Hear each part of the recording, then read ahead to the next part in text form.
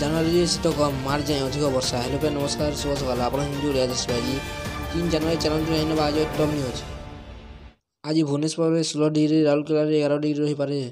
31 December ରାତିରେ ରାଜ୍ୟର 18ଟି ସ୍ଥାନରେ ତାପମାତ୍ରା 15 ଡିଗ୍ରୀରୁ କମ୍ ଥିଲା। Jharsuguda 9.2 degree Celsius, Sundargarh 10.7, Phulbani 11, Daringbadi 11.5, Keonjhar 11.4, Baripada 12.6, Angul 13, Sonepur 12.9, Balasore 13.3, Balangir 13.5, Talcher 13.6, Sambalpur 13.7, Bhawanipatna 13.8 degree ଥିଲା। ଭୁବନେଶ୍ୱରରେ 16.4 ଓ କଟକ ଥିଲା 15.2 ଡିଗ୍ରୀ ସେଲସିୟସ୍।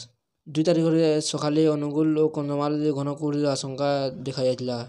ଭାରତୀୟ ପାଣିପାଗ କେନ୍ଦ୍ର ଜାନୁଆରୀରୁ ମାର୍ଚ୍ଚ ପର୍ଯ୍ୟନ୍ତ ସମ୍ଭାବ୍ୟ ବର୍ଷାକୁ ନେଇ ନୂଆ ପୂର୍ବାନୁମାନ ଜାରି କରିଛି।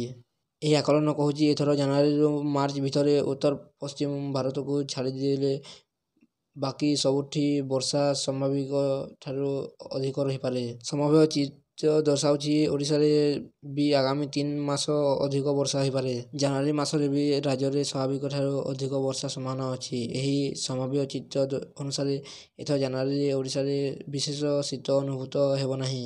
ଭିଡ଼ିଓଟି ଭଲ ଲାଗିଲେ ଲାଇକ୍ କରିବେ, ଚ୍ୟାନେଲକୁ ସବସ୍କ୍ରାଇବ୍ କରି ପାଖରେ ଥିବା ବେଲ୍ ଆଇକନ୍ କ୍ଲିକ୍ କରିବେ, ଯାହାଦ୍ୱାରା ଆପଣ ସର୍ବପ୍ରଥମେ ଏହିଭଳି ଟପ୍ ନ୍ୟୁଜ୍ ଜାଣିପାରିବେ।